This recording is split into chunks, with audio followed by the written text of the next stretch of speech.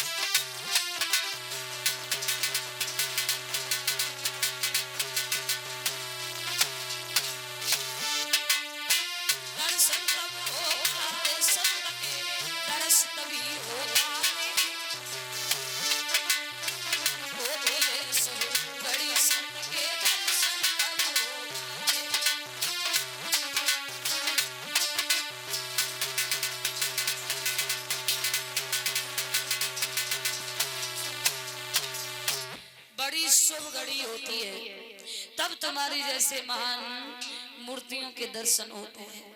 बाबा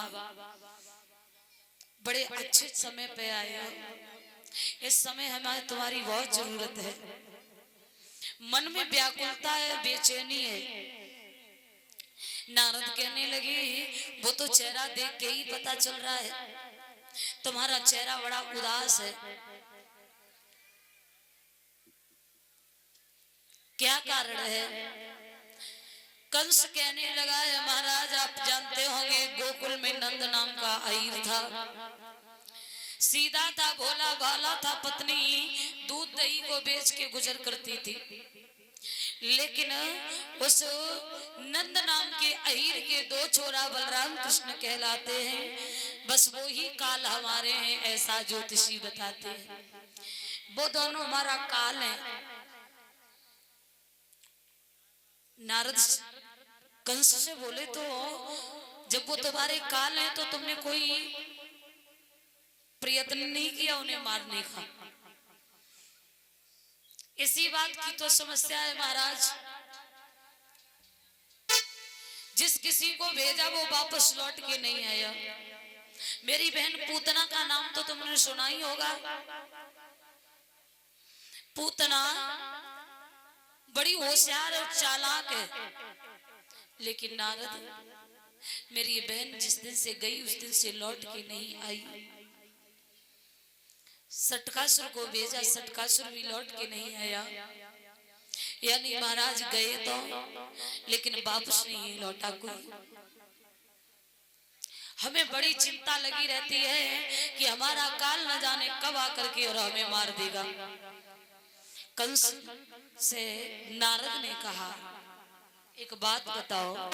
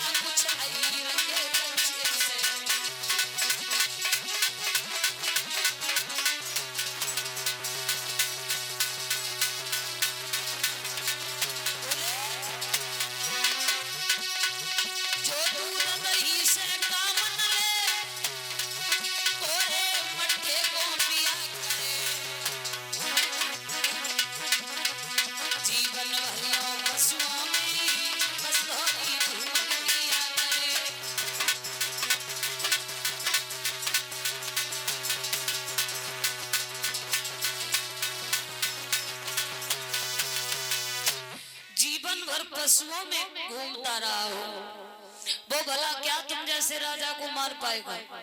कलश वाली कन्याएं व्यास मंच के सामने खड़ी हो जाओ, निकल के। कलश वाली कन्याएं, आज भैया जवाब दिया महाराज, तुम भी उन छोटे छोटे बच्चों से डर गए। नारद से कंस ने कहा महाराज हमें बस एक ही डर रहता है कि न जाने कब आकर के हमारा काल और हमें मार दे। बोले पागल हो तुम, अब ना चला तेरी मैया सोना मैया, मैं ना चला तेरी मैया सोना मैया।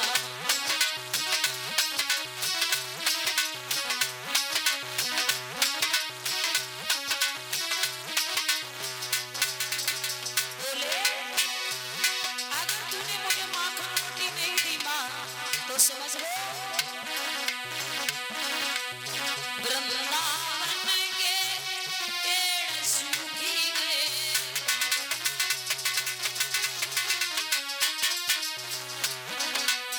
भूखन मरे तेरी मैया सोना मैया, मैं ना चला तेरी मैया सोना मैया।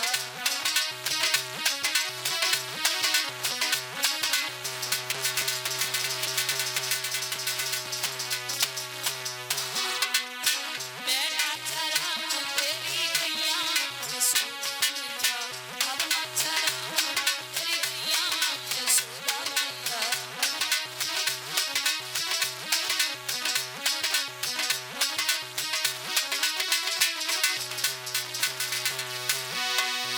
वृंदावन के ताल सूखी गए। माँ, अगर तूने मुझे माखन रोटी नहीं दी तो सुन ले, गैया प्यासी और भूखी बनी रहे, मैं कह दूंगा वृंदावन के ताल सूखी गए।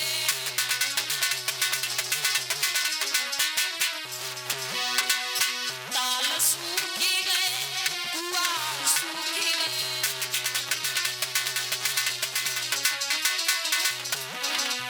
प्यासा मरे तेरी गैया सोना मैया, मैं ना चला तेरी मैया सोना मैया।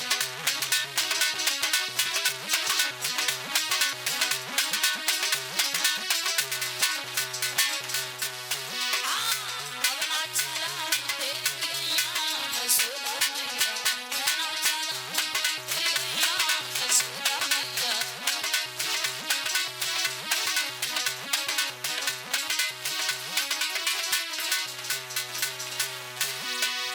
वृंदावन की घास सूखी गई।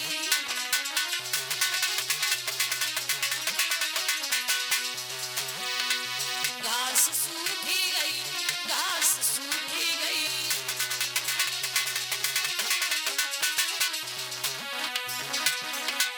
भूखन मारे तेरी मैया सोना मैया।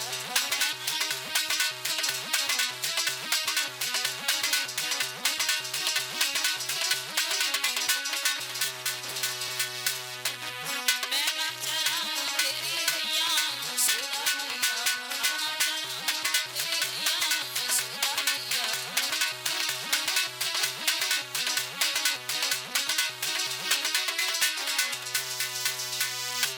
भगवान मांगी रहे माखन रोटी कन्हैया भैया।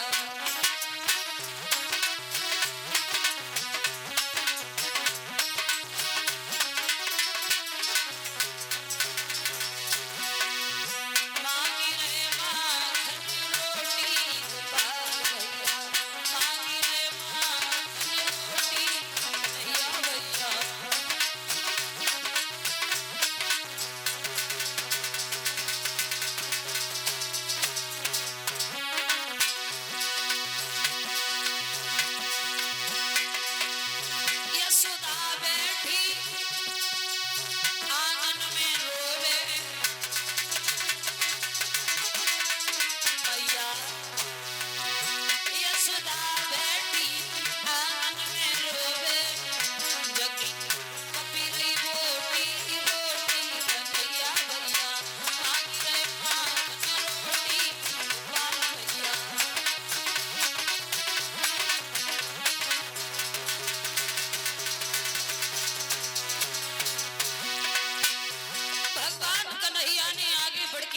जब जोर दिया मैया आज तू क्यों नहीं सुन रही है, आज क्या हुआ माँ? तो यशोदा ने हिड़की भर के बोली है लाला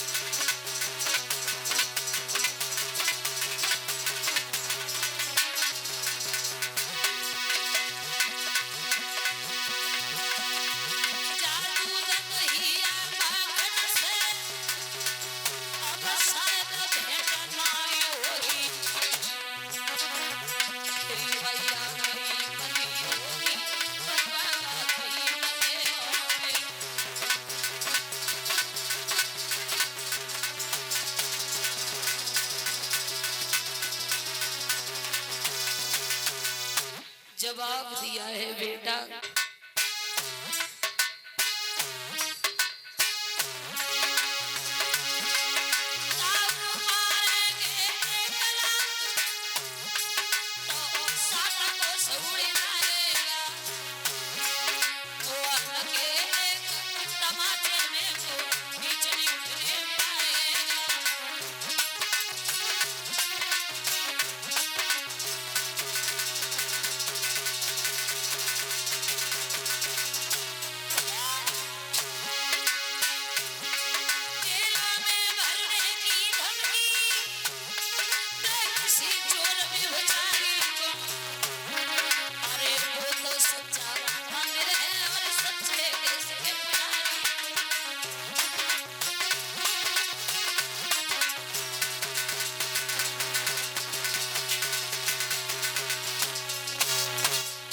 जवाब दिया है मैं रोज करे गो कन्हैया वारो ग्वालन को प्यारो छोरी रो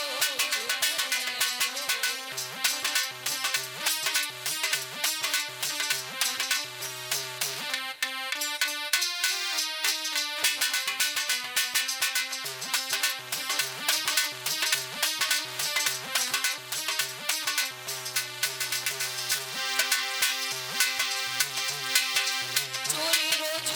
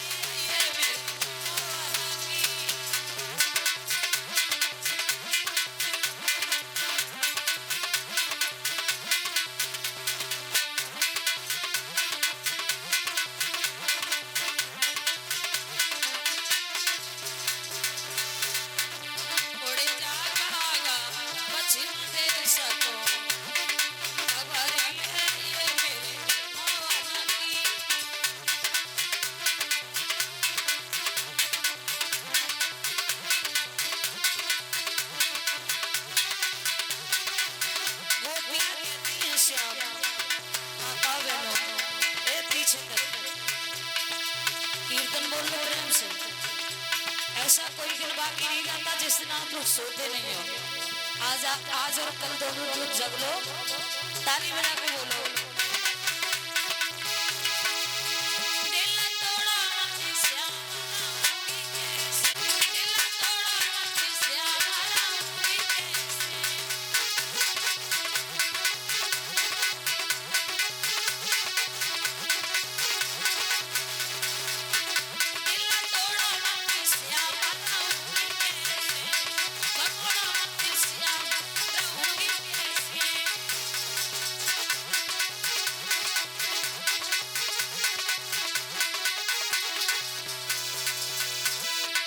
भगवान के समय ताली बजा रही ऐसे मुंह चला ले, सबके मुंह बंद है?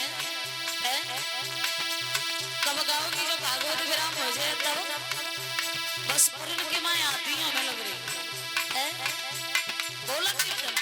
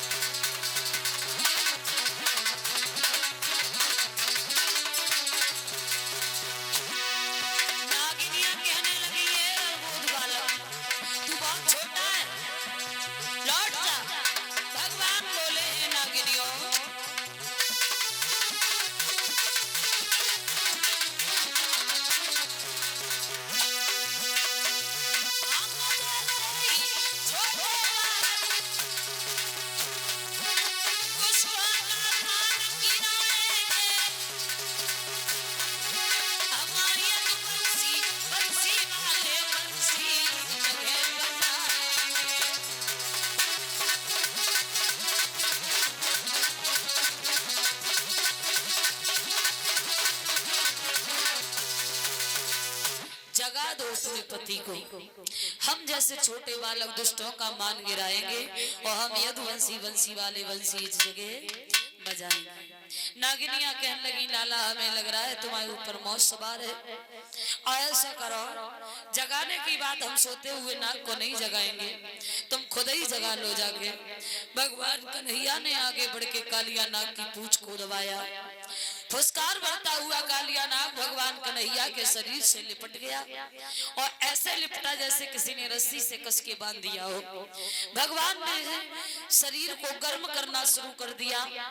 कालिया नाग दूर हटने लगा और जब कालिया नाग दूर हटने लगा भगवान को मौका मिला कालिया नाग को नाथ लिया है।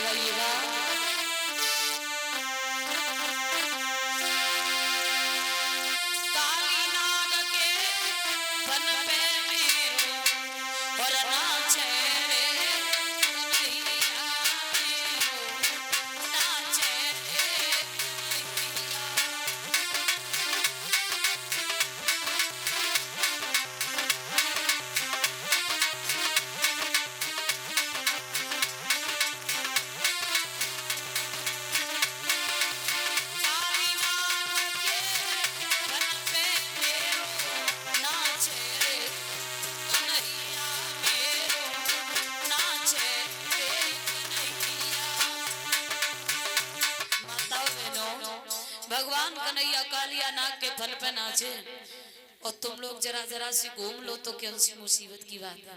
देखो नाचना वहां गलत होता है, रंगशाला हो रही हो, डोला नौटंकी हो रहा हो, भगवान के दरबार में नाचने में कोई बुराई नहीं है, ठीक है। नाच तो हर कोई रहा है, कोई दुख में नाच रहा है तो कोई सुख में नाच रहा है। और एक बार अगर भगवान के दरबार में नाच लिया तो समझो कि दुखों में नाचना नहीं पड़ेगा। थोड़ा थोड़ा घूम लीजिए सभी लोग।